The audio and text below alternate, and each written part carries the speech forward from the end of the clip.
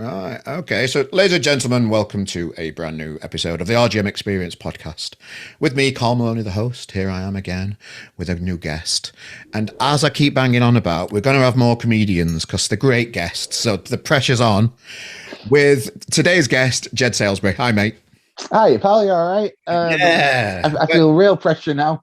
I did that with Scott when I interviewed Scott Bennett. I said the same thing, and he's like, "Oh, cheers, mate! Nice one for that. Pressure's straight on."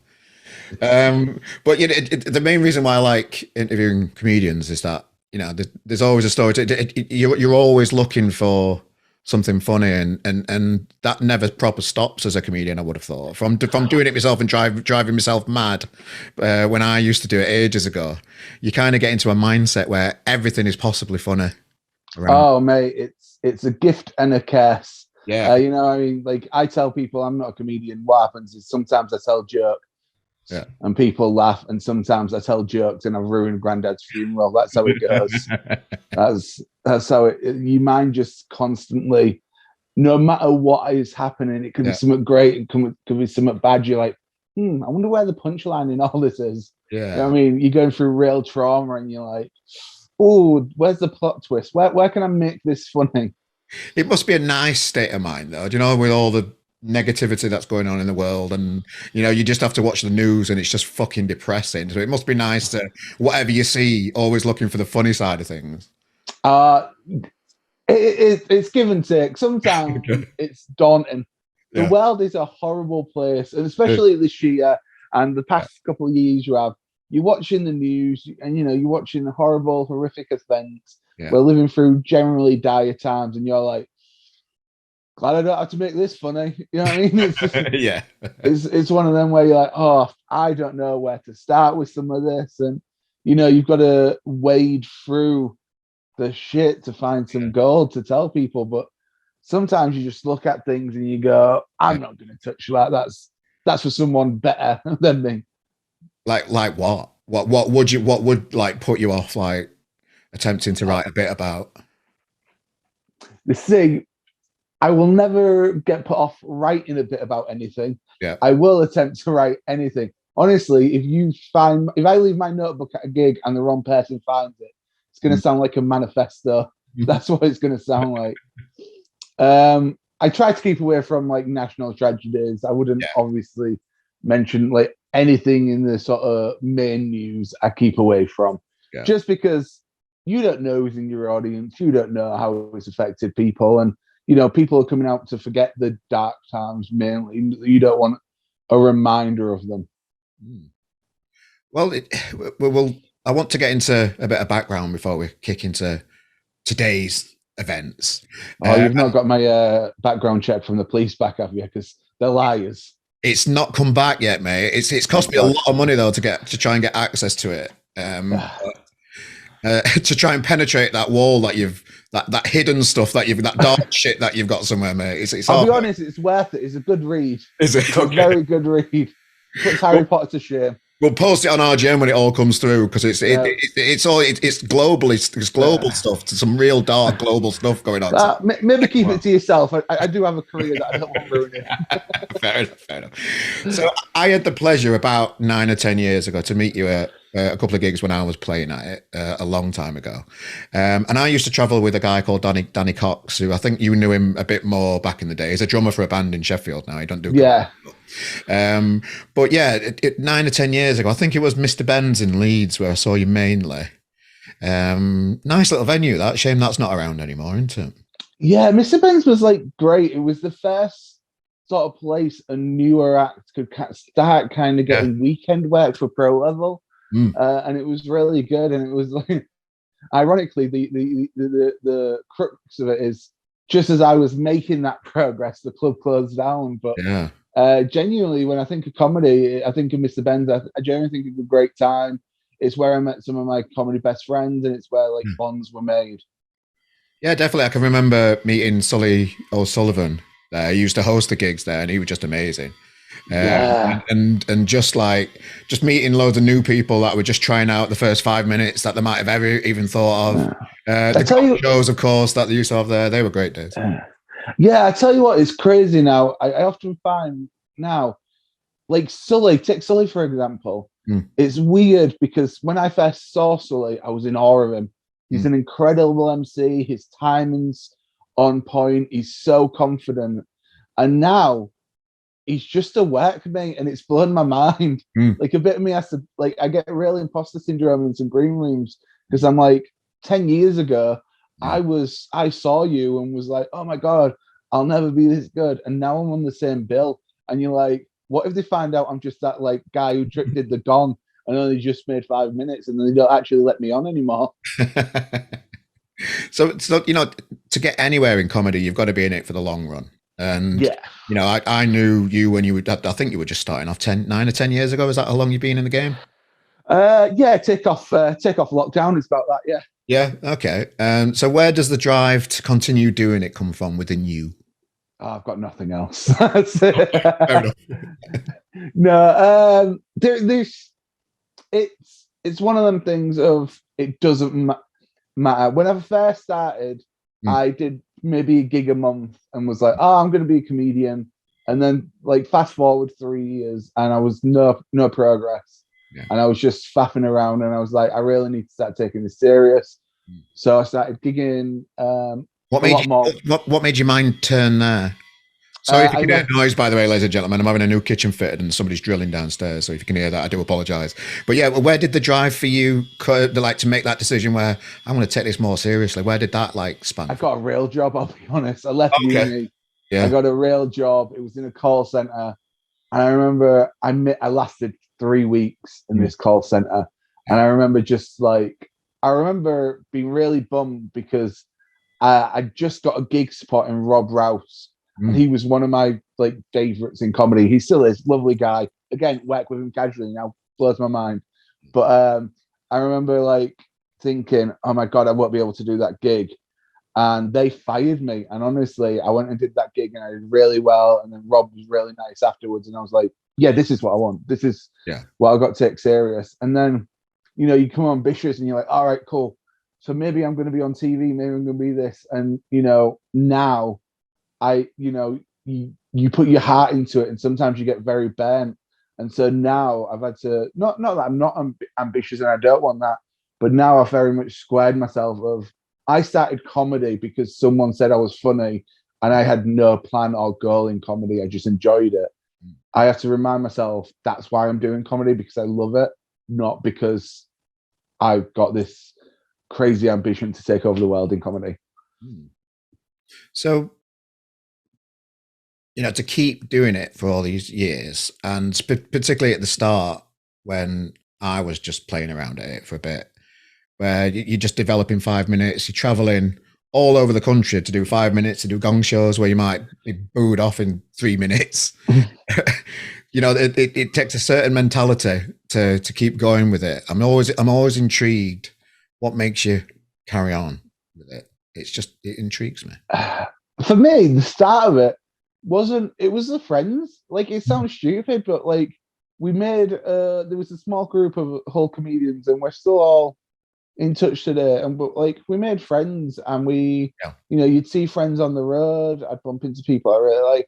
And I really love that side of it. Like that's the best part for me. And I think that was a good motivator to start because you'd be like, oh, I really don't want a gig, but it's going to be a good 4 hours in the car with these guys, and that's always a laugh. So Yeah. let's do that. And then, as you start making progress, you get better and you get a bit more confident in yourself. And then you see the challenges that comedy provides, and you're like, yeah, let's do this. Yeah. So, what's been one of your favorite challenges? You know, being on the road. I tell you what, the most recent challenge is actually coming back Mm. is when I first started comedy. I was a young guy. I started when I was 19, so I'd smash university gigs and younger crowds. But when I got to older crowds, I had nothing for them. Mm. I'm now coming back from comedy. I don't know what happened in lockdown, but I've become the old guy, Okay. and so now it's I can do the older audiences. I can work with them, but trying to reconnect with the young kids and get down with them and stuff, it's just become much more not difficult because we're in different stages of our lives now, I guess.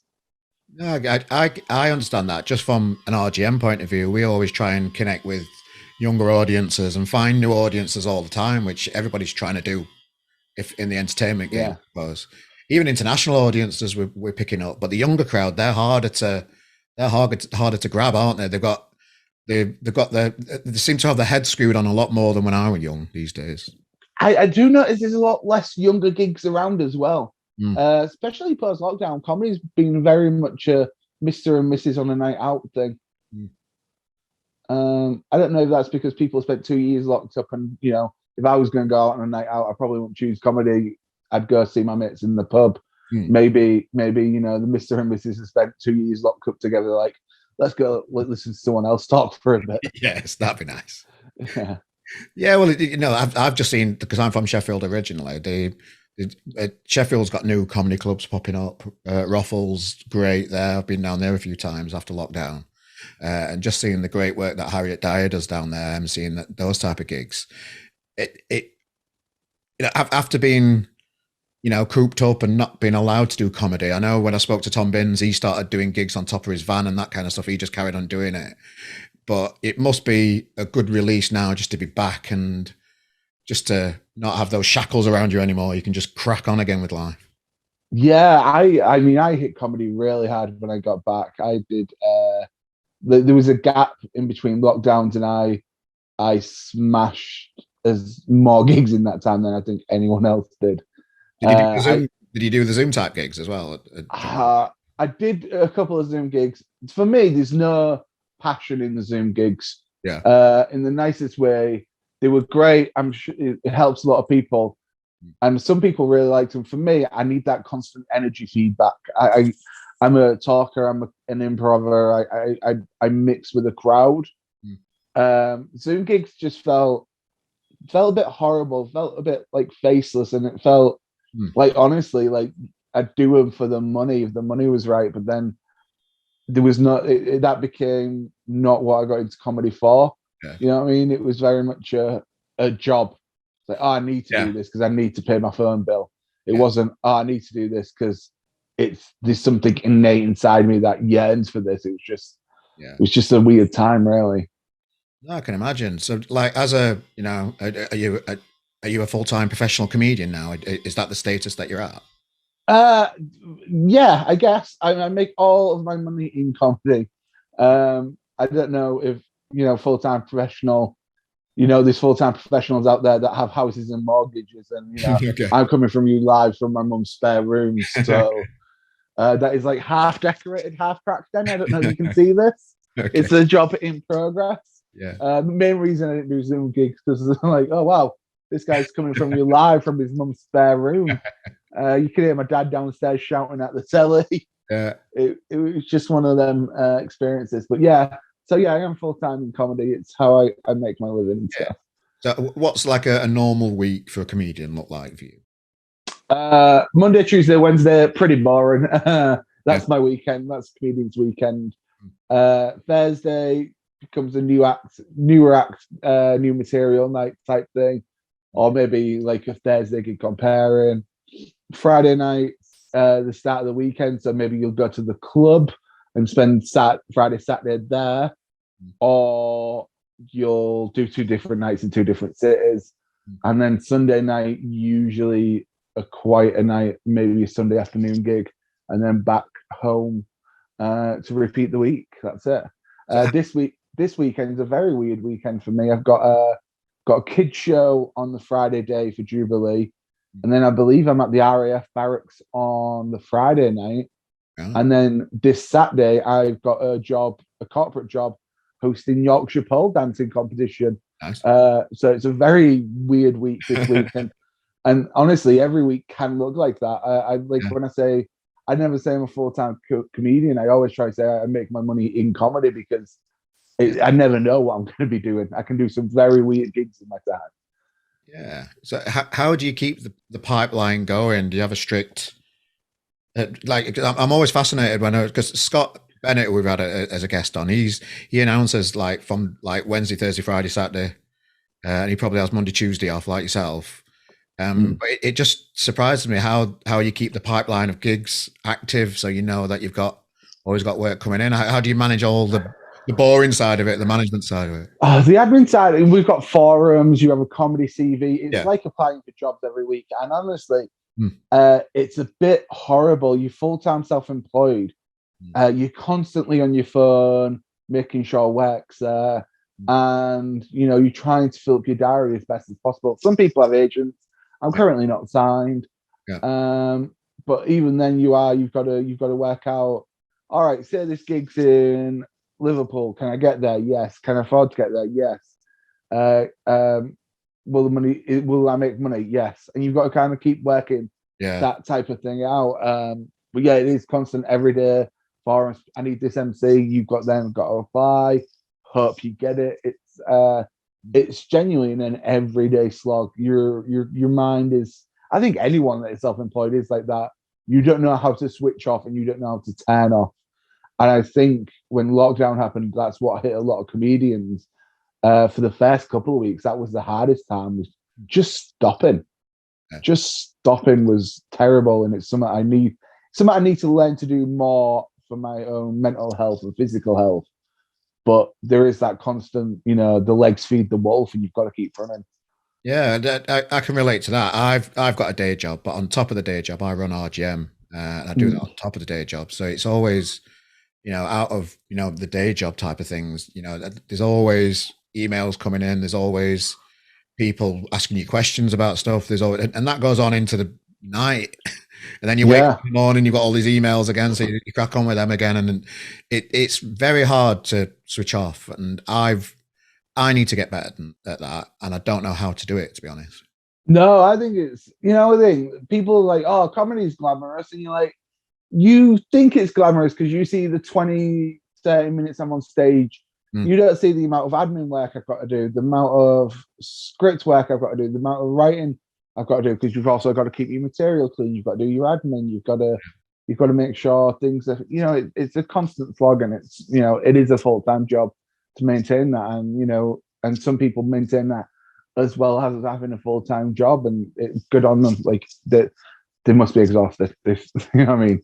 Yeah, it's definitely tough. So you say you've got to keep your material clean. Talk me through what. I don't mean clean as in, well, sometimes I do. I have a kids show as well as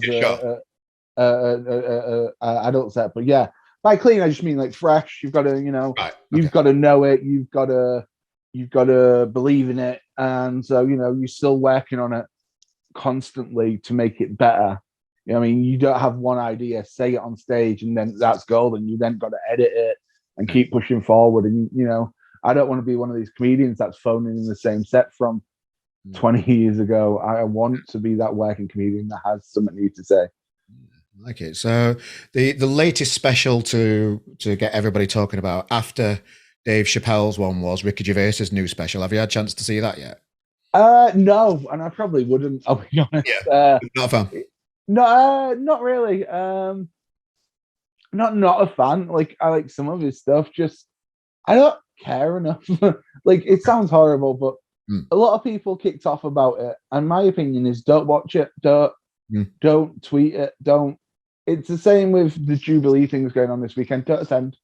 Yeah. That's my advice. If you don't believe in something, don't. The more you like, I would have only heard of Ricky. I only heard of Ricky Gervais's show. Bear in mind, I'm in the industry. The only reason I knew he had a new special out is because I went on Twitter and saw complaints about it. Okay. If no one had said anything, I wouldn't have noticed. I wouldn't have took any care in it. Took any care of it. And it's one of them. Like, I get it, it's very offensive when people are here, and me personally, I wouldn't want to subject that onto people. But you know who Ricky Gervais is, and you know what to expect. It's not shocking news that his new special has transphobic material in it. It's not shocking to me. So just don't give it the energy that he clearly wanted back from it.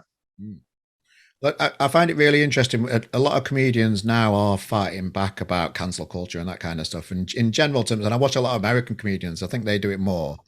Is they always seems to be a bit in their set where they're fighting back the culture of cancel culture, and they're having a say. I love how they're fighting back against people trying to cancel people for having a different opinion than what they do. I find that fascinating in the comedy world. Well, this is it. People are like, oh, Dave Chappelle's cancelled. Mm. And you're like, no, he's still doing arena tours. He's not cancelled. Yeah, Ricky Gervais isn't cancelled. yeah, Louis C.K. not cancelled. He yeah. just wanna, you know, and a bit of me is like, there's no such thing as cancel culture. Really, it's. I always think of this. It comes to this. I want to say what I want to say. Okay, cool. Um, it's going to offend some people. All right, then. Well, I'm not going to give you the stage that or the arena that I created to do that because I don't want to offend my audience. You can't do that. You're canceling me. No, I'm just not giving you the platform that I want that I've created. Go create your own platform. That is simply it. Mm. And you know, people talk about cancel culture. Even some of the English comedians, I often find the people that are raving the most are probably the ones that deserve to be cancelled Okay. because you know there is a bit of me, the comedians, where we're like, we're an art form, we should be able to say what we want. But also, I grew up on an estate in Hull. I'm very aware of chat shit, get hit. Yeah, Like, that's the way it goes. yeah, Like, if you want to say what you want, accept the consequences. yeah.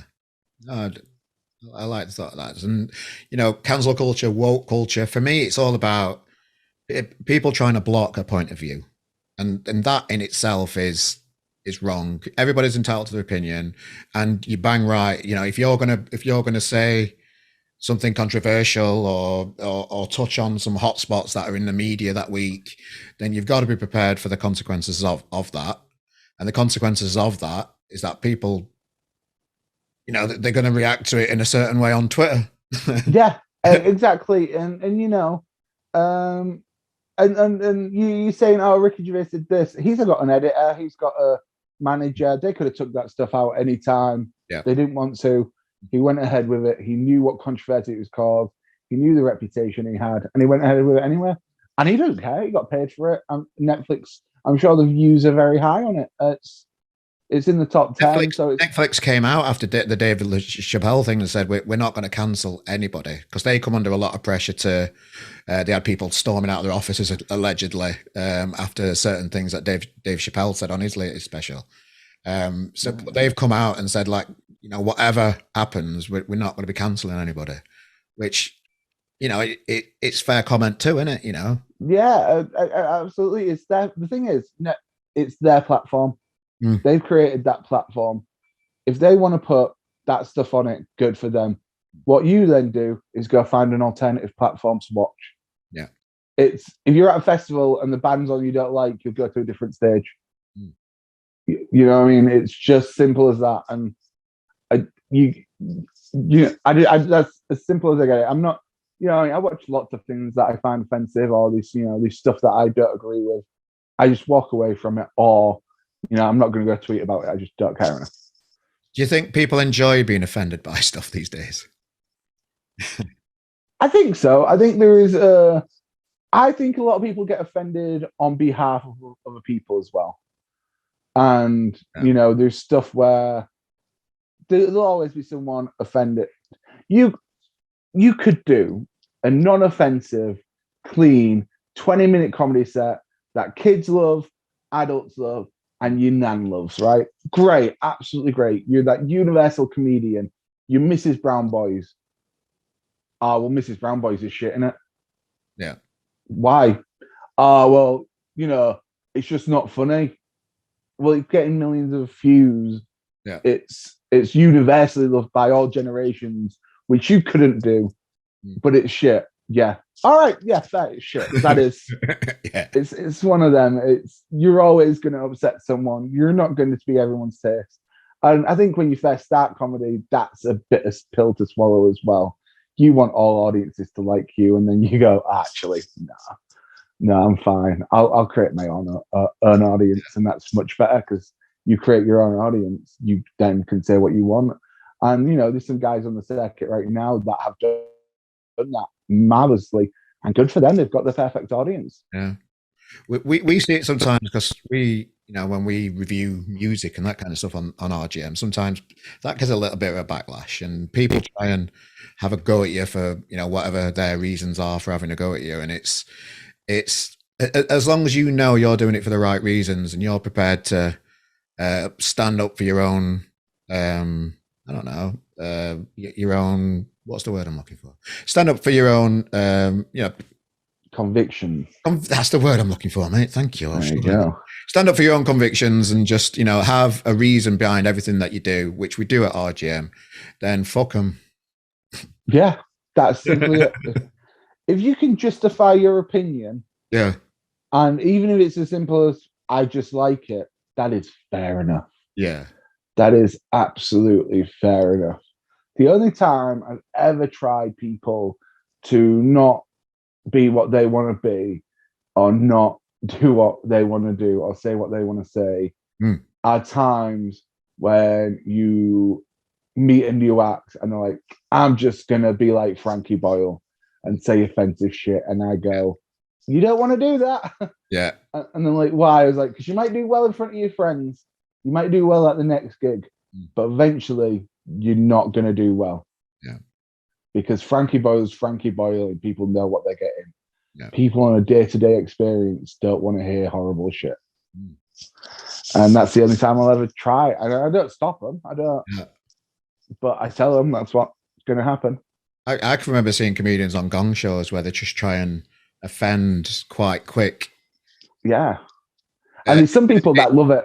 I've seen people with horrible material win gong shows because the right people, the right card, or the right group of friends really liked them. I can remember seeing when me and Danny did a Comedy Store in Manchester, their gong show, and somebody walked on with a bag like full of brown stuff, as if like just shit in a bag.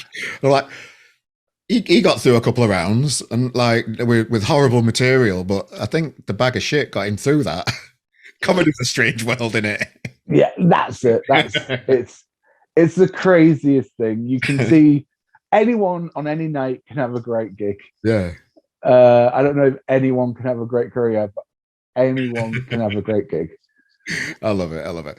Yeah. So one thing that happened for me after doing stand-up is that opportunities come up, and opportunities from places you'd never even think of. You've mentioned some of the gigs that you've got coming up this weekend, some quite a bit random stuff that come your way.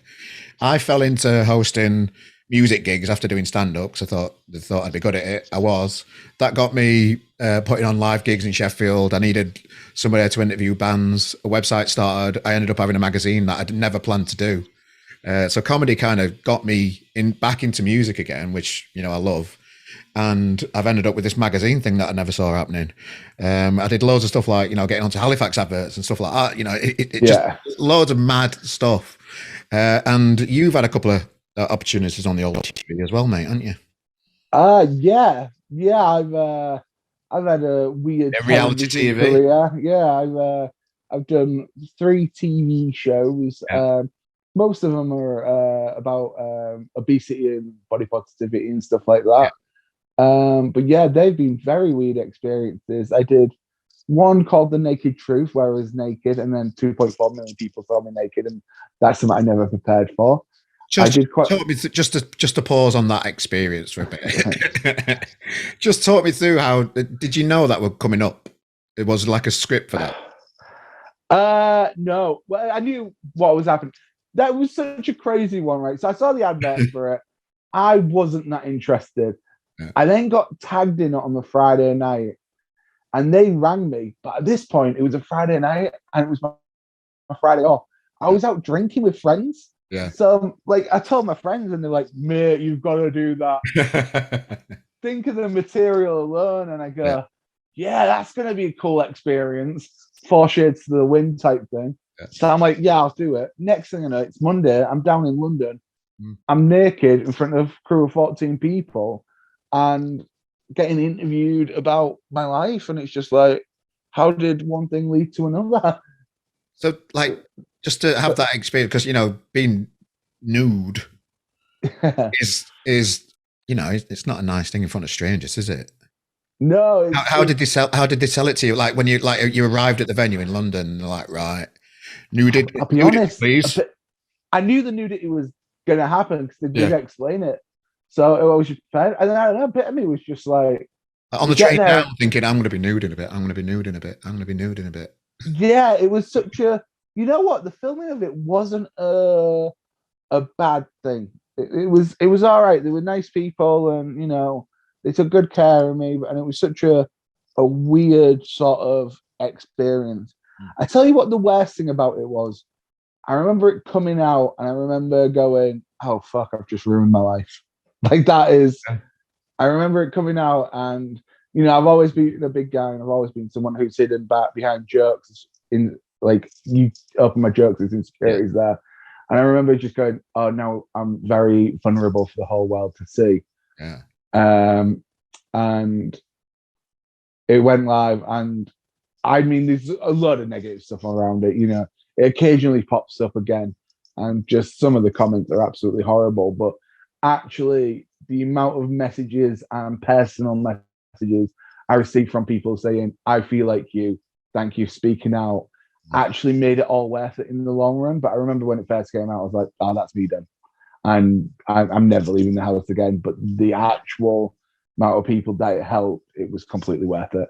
And then also, it got a weird side to it because I ended up on like a gay Tumblr for big hairy men, and someone sent me the links to that, and then there was like a gay porn like highlight reel of big men that somehow I appeared in, and someone told me about that. So Somehow appeared on it. Well, Somehow. so people had took the clips offline and edited into like a montage, and I don't know how that comes about. And you're just there at home going, "Ah, Okay. I, maybe I am attractive to some people. That's a good sign." Nice. So, what did you learn from that experience? What was the biggest like takeaway thing that you took personally from it? On a positive note, I would say personally, I took a lot of people are insecure and vulnerable, and you don't know who is and who isn't. Because I had a lot of friends come up to me going, "Mate, I would never have had the balls to do that," and you're like, "Oh, okay." And so it was really nice and heartwarming. Often in times I suffer from depression. I always think people think the worst of you, and actually, that's not always the case. Some people are just more worried about themselves. Yeah. Okay. And what other things have you done on the television? Do you do something on a desert island? Have I made that up in my own head? So that was the last one I did. It was a big body hotel, which took a group of us fatties to Antigua, and we worked on mental health and stuff. And I'll be honest, I wasn't going to do it. I'd previously done one for the BBC, which was 10 days filming in a house. Great experience. Won an Canadian award. What a great time. And then this one came along, and it was at the beginning of lockdown. And they're like, "Hey, we're filming this thing. We're going to take you to a hotel. Do you want to film it?" And I was like, "Not really. Done 2 body positivity / obesity shows. Yeah. Body positivity is not my thing. I think it'll get ridiculous the more of these I do. I'm not interested." And then a month later, they ring back, go, "Right, I know you said you wasn't interested, but we're filming in Antigua." And this was now a month into lockdown. And I was like, "Actually, yeah, I don't think I don't mind. Yeah. I still think I'm a bit sad about being fat. So if you want to take me there, that's fine." And filming was crazy, man. They took us to Antigua, flew us there, luxury. We were staying in this like 5-star hotel, personal chefs, paradise. I've never seen anything so beautiful. Like, we had our own little private beach, a bay, and then they're like, "Oh, tell us about being sad." And I was like, "Are you kidding me? I'm in heaven. I'm not even sad. This is a pelican on my balcony. Like, this is. I mean, I'm seeing like sharks and barracuda. I'm no longer." And then like, "Oh, can you tell us a bit about being sad?" And you're like, "Oh, I guess I got a feeling of sadness because that's why I'm here." Yeah. And how was it having to phone in sadness? Imagine yourself if you do suffer from depression and you're being forced to be, I just talked about my experiences. I joke and say every time I did one of these shows, as much as I'm a comedian and wanted to mess around, I did everything honestly and openly, because it would be unfair to other contestants to do them half-ass. Like, if I went in there and was just doing jokes and it's unfair to others because people are opening their hearts as well, and I don't want to make a joke of that. Like it's such a big thing because like it's a life changing show, and some of the friends I've made and how their lives are positively being affected moving forward from them shows. It's worth it putting your all in. But at the same time, also it was a beautiful place, and I wasn't. It's hard to be sad there. Yeah. So, and was there another show there? Did you say that you've done 3 things, or was that a body positivity thing? Yeah. So, what was that? I can't even think of the title of the show now, but it was on BBC Two. Yeah. Who Are You Calling Fat? It was called, which is the worst title for a show ever. Yeah. And it basically took 8 of us in, and it was on the spectrum of body positivity people to just fat people who are unhappy with themselves. And we put us in a house and we discussed whether you should be happy, health, and stuff like that. And we filmed it over 10 days, and that was actually a really good show to be part of. And I think it did a lot of good stuff. Is it quite an intense situation? Yeah. The most intense situation I've ever been in. It was like being in Big Brother because they filmed you from the moment you woke up. The first thing you do was get mic'd to the moment you fell asleep. You were mic'd, and you're like, that's a lot. Like the camera was constantly on you. There was no break. If I wanted to go swim in the pool at this house, I had to go change into a water mic, and then had to make sure our camera crew was there just in case a good conversation. It was the most intense situation I've ever been in, and just constantly being on film. And when you watch Big Brother and you see people have a breakdown, and you're like, all right, they're acting a bit. I get it. I completely get it. Yeah, it's so intense, and so especially when we're on the subject of your life, your health, your fitness. It's so emotionally driven and so emotionally exhausting. It's a lot, man. It's such a lot. I can imagine. Like, how do you go from having full privacy, get to a house, and then you've just got no privacy for 10 days? That must be take a bit of time to adjust. Did you know what's crazy is how quickly you adjust. That's the crazy thing of by day 3, I wasn't even thinking about it. I'd just wake up and go get mic'd. Like that was my life. And then when I get home and I'm not mic'd, and you're like, oh, this is weird. Like coming home and then being by yourself was a weird loneliness because I'd just been surrounded by a cast of 8 and a crew of 30 people constantly, and you're like, oh, that was weird. So it was, but that was it was really well received. Got really good reviews and won a couple of awards, and it was by the same people that make Bake Off, which I think we should have mixed the shows together at the end. Hey, you've had a really intense week of being fat, but here's some cakes and people have made. Yeah. Brilliant. So where are we now? We're pretty much in June, July. August is upon us, which means it's the Edinburgh Fringe time, a really important time for comedians. How do you feel about having Edinburgh Fringe back? Oh, I'm excited, man. Yeah. I can't wait for it. This is like a lot. So I first got this in 2001. No, 2001. 2021.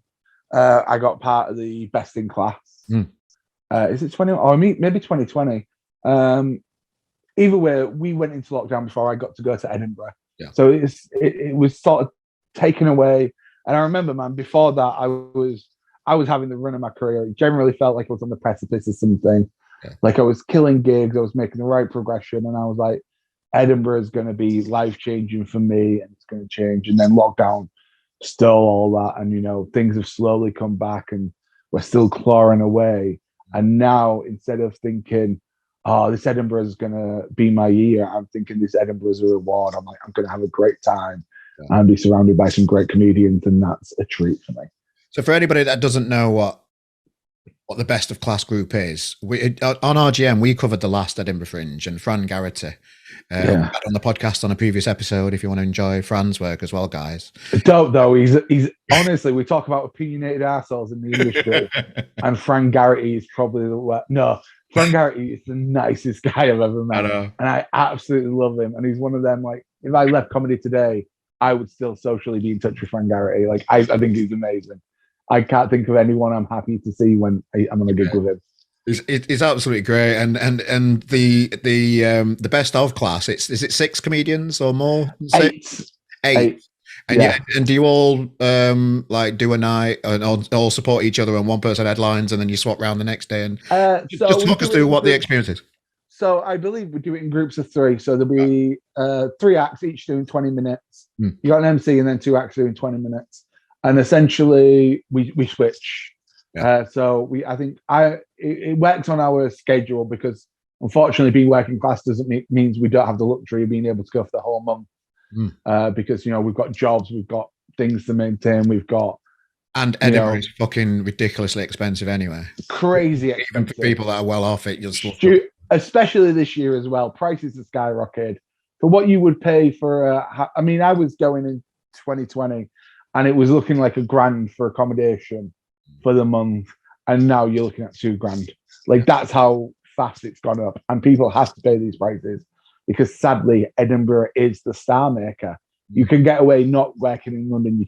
But if you want to be seen by the right people or want to network, Edinburgh is where you have to go. It's just got that grasp on the comedy industry, and it's not fair, but you've just got to do it.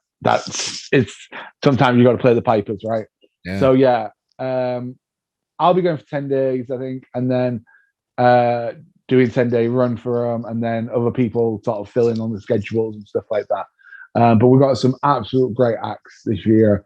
Very excited. 2 of them I would consider friends as well. We've got Anna Thomas, who just won BBC Newcomer of the Year, and we got Lufta Barbega, who, like Fran, is also just one of the nicest guys on the industry. Yeah. So, Edinburgh, it must be quite a daunting thing. Is it? Do you do it late at night? Because I know shows like come on at like 2 a.m, that kind of stuff. Don't it? Do you know what slot and what kind of? So it's. I believe it's. Oh, we might actually have to hold. No, I think it's like 8:45 on a night. And Shan Davis, who's organised all this, has took so much pressure off the act. Like I can't shout out Shan enough. She essentially created this initiative for herself. She's helping working class comics sort of get the press and the recognition that they work, because we can talk about comedy all you want and who's right and who's wrong, but there is definitely a class divide that makes comedy a lot harder for working class people.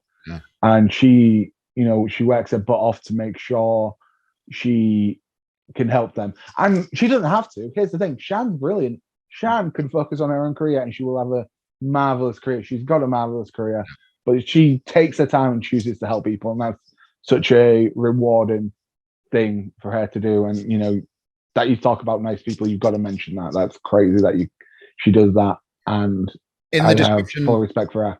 Brilliant. Well, in the description of this podcast, we'll put a link to it. So people can invest and have a look and have a nosy. And if you're on the way up into Edinburgh and you're looking for stuff to do, tick this one on your list. Go and see everybody. And it sounds like a great initiative. I know Fran really enjoyed it. Fran actually did like a comedy diary of his time up there in Edinburgh. Right. If I don't want to put you on the spot or anything, if you'd like to do a similar kind of thing for RGM, Jed, you're very welcome to add to our comedy content in Edinburgh. Absolutely, that sounds something. You don't have to answer now, mate. I'll be honest, I'm not a great writer, so it'll be like, I got a meal deal from Sainsbury's. Went with chicken Caesar today and got a smoothie, £2.50, and the meal deal's £3. Well, that's all Fran did. He just had a picture with Phil Mitchell, and that were about it. Gig went okay. Love you, bye. That would be it every day. Every day would be like, I could tell you more about my meal deal than the gig. It were great. It were great to see, because it was the first time that we covered Edinburgh. We had Matt Kinley Fong, he were writing for us as well. We had from UK Sound Advice people, they were covering the gigs up there, and we had people reviewing the gigs, and some of the comedians were putting when they put 5 stars on the shows and stuff, advertised up there. RGM were on there giving a show 5 stars, and I was just I'm just really pleased to have a presence there. What's that, mate? I'm gonna write a review then. I'm just gonna be like 5 stars RGM. There you go, use it. It's great. So I always say that the amount of times comedians come to me and be like, I need a quote for my thing. I'm like, write what you want. Yeah. I'm the director of the whole comedy festival. Just put the whole comedy festival. If anyone goes, "Did you say this?" I'll go, "Yeah." That is simply as that. That is. Well, I wanted to touch on Hull as well, just before we close today, guys. So yeah, a director of Hull Comedy. Is it festival? Yeah, yeah. So how did that like start? How did you like get into that? Well, in fact, let me guess. Comedians find when comedians start off, it's hard to get gigs and to get your name out there. So people create their own things. Was it a similar kind of thing for you, or am I just barking up the wrong tree? I mean, it's going for 15 years, so it's older than my comedy career. Essentially, someone started it in Hull, and then it would pass on to different promoters eventually. And then one year, it got cancelled. The promoters decided to pull it for whatever. But I'd already booked in some gigs for the Hull acts and stuff. So we wanted that to go ahead. So we went ahead with the Hilarious Festival because we couldn't get the rights to the comedy festival. Great name. And on the back of that, we got the rights back. And then John Gilbert, the creator of the comedy festival, works with him as his creative director, but he doesn't want to do it long term.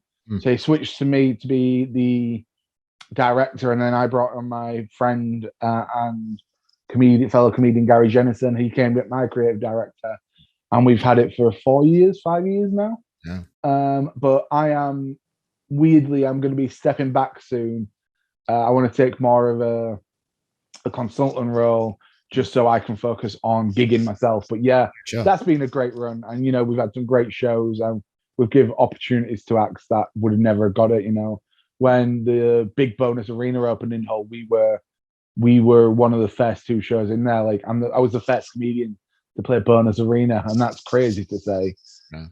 So stuff like that was, a great opportunity for us to do, and we've had some absolute great times with it. But I think my time to run it is sort of past me now, and I just kind of want to step back and focus on my own career because you can get distracted with stuff like that, and it is great. But at the same time, you're like, oh, I need to focus where I'm going. Yeah. Yeah, too right. And I like to end, particularly when I'm speaking to a comedian, I like to end the interview just by asking who else, name us some names, some people on the up in the comedy industry that you've enjoyed the work, just so we can share the love a bit with other fellow comedians out there. Who's doing well out there? Who deserves a shout out at the minute, do you reckon? So all my best in class friends, that's all of them. You can find them on the website. That's the best stuff. Me personally, in Hull, we've got Andy Wilson. I think he's finally getting his act together, and I think he could be a breakthrough act if he focuses his career. There's people like Harriet Dyer, we mentioned hers. I recently gigged with Danny Deegan, who may be my favorite person to gig with in the world. It's always a pleasure to gig with him. There's folks like Callum Oakley, Jack Ledo. Honestly, I'll get mad because we'll come off this and I will forget to mention some people, and then I'll get a message going, well, why didn't I get a shout out? But genuinely, the best thing I can recommend anyone do, go to your local open mic, go to your local new act night, find a new act, follow them, give them all the love and support, and you'll be rewarded in the end because, getting to watch the acts grow. I mean, you're from Sheffield. I'm sure there's loads of people going, I was there when the Arctic Monkeys first started playing, and you can be there going. I say it all the time. I'm like, whenever in a new act, new material, I'm like, I can't believe it. In 10 years' time, you're going to be able to say, oh wow, I can't believe I saw them for free in the back room of that pub. But also in 10 years' time, you can also say, I can't believe I can still see Jed Salisbury for free in the back of that pub. Well, what I can actually say is that the Arctic Monkeys supported my gig, the first ever gig that they played at the Grapes in Sheffield. There you go. So thanks for bringing that up, mate. I've dined on that story for 15 years. And it's, I would die I'll never get bored of it. Brilliant. I bumped into Blondie once, and it's my only interesting story. Wow. Jed, mate, really appreciate your time, spending your time with us today. Is there anything else that you'd like to share with the world just before we move on and enjoy the rest of our days? No, that's it. Have a good day. Have a lovely day. Yeah, whatever you're doing, have a sweet time. Nice. And enjoy yourselves, and don't get so bitter about other people or worried what other people are doing. If you don't enjoy it, just switch over. That's the easy thing. Wise words, my friend. Wise words. Jed, thanks for joining us today. Really appreciate your time. And thanks again. And enjoy Edinburgh, mate. Thank you very much, man. Thanks, I'm mate. looking forward to seeing the podcast and good luck with the rest of the magazine and stuff. Yeah, man. Nice one. Thank you.